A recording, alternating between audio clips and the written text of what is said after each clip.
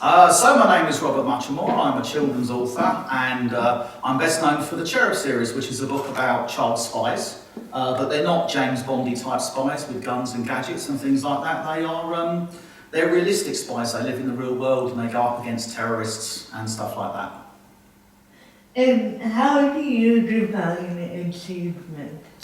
How do I define achievement? It's a really interesting thing because when I was growing up, I would regard myself as being quite a low achiever. I was quite bright, but I didn't do particularly well at school. I mucked around. I left school when I was 18. I didn't go to university or anything like that.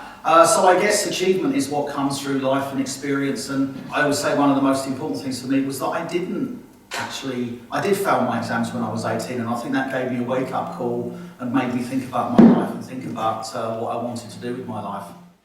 I wanted to be a writer from when I was about 13 years of age. There were kind of three things. I either wanted to be a writer, a photographer, or an architect. They were like my three ambitions. And it's probably quite interesting because at the back of this shot you can probably see quite a lot of my book collection, and you'll still see quite a lot of photography and architecture books. But photography, I worked in a camera shop, and that kind of put me off because all the photographers never had any money and were really struggling to make a living, and I used to meet quite a lot of them and they were nice guys, but I thought that wasn't for me. And architecture is a 7-year degree and I'm not very academic. So there was no way I was going to go and pass an architecture degree. So that basically left me with writing. And it took me a while. I was 30 when my first book was published, but I eventually went for writing. And I do feel very lucky because so many people want to do things when they're young and don't end up doing that thing. I mean, I think one of the things about writing is in some way it's so easy in that you need so little to become a writer. You know, anyone can sit in a room with a word processor or even a pen and a pad and try to become a writer. But I think that's one of the things that's so fascinating about it. You need so little physically to become a writer, but technically it's so complicated. And also, that also makes it incredibly competitive because anyone can just say, right, that's it, I'm going to be a writer. So it's the craft and the skill and all the art of being a writer is in your head. What you actually physically need to write is very minimal.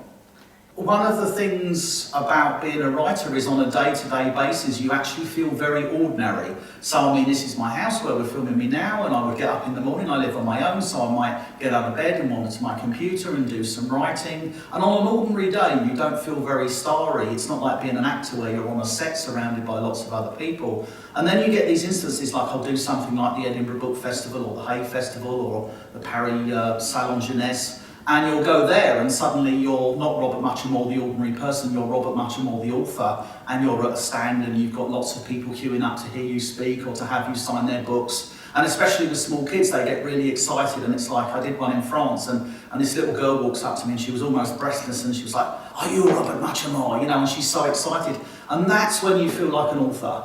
You know, it's those days, but that's not every day. Most days I very much just feel like a guy doing a job.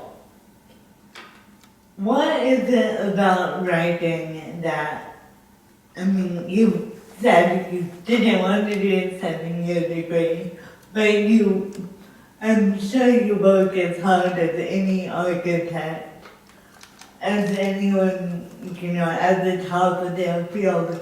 Why writing? I think maybe writing suits my personality. I mean, I can remember that even when I was quite small, maybe 6 or 7 years of age, and there would be the kids in the playground and they would all be playing and rough and tumbling and jumping on each other. I was always the kind of kid who would be quite a loner and would be on their own and would watch the other kids. And I think it's that thing of like being an observer. I think it's part of my personality. And the other thing that really comes down to it is I'm not very academic. I never liked school, I've never liked studying. And I'll put a lot of research and effort into a book if I'm researching it. But in terms of actual academic study, I'm just not, if someone's telling me what to learn and telling me I've got to write an essay and telling me, I lose enthusiasm and I'm not very good at being told what to do.